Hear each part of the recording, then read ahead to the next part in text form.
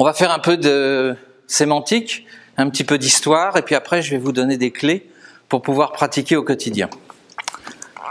Et d'abord, qu'est-ce qu'un leader? En fait, c'est d'origine indo-européen, ce sont les origines des langues.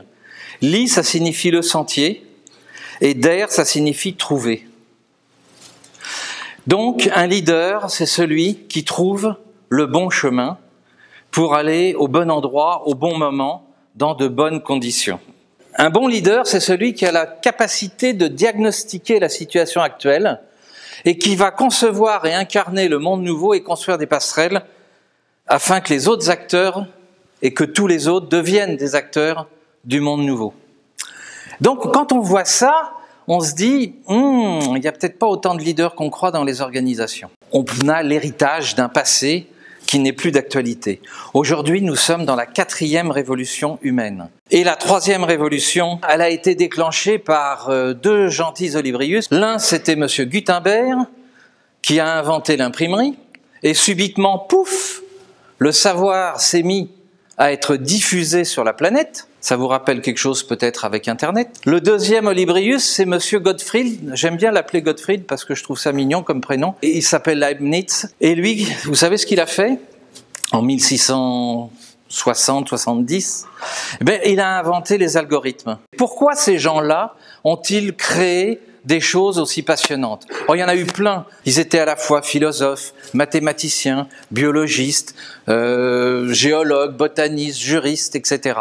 C'est-à-dire qu'en fait, ils entraînaient leur cerveau à utiliser plein d'informations complètement différentes les unes les autres. Et résultat, ils ont créé des connexions au niveau cérébral. Et parce qu'on a cette envie chevillée au corps de bouger les choses, de changer les choses, eh bien, on crée des systèmes. Aujourd'hui, qu'est-ce qui se passe? Il se passe que notre mental et notre comportemental a évolué. Qui a encore en mémoire les 10 numéros de téléphone principaux de sa vie? Pour tous les autres, il n'est plus dans votre tête, il est dans votre poche. On est d'accord?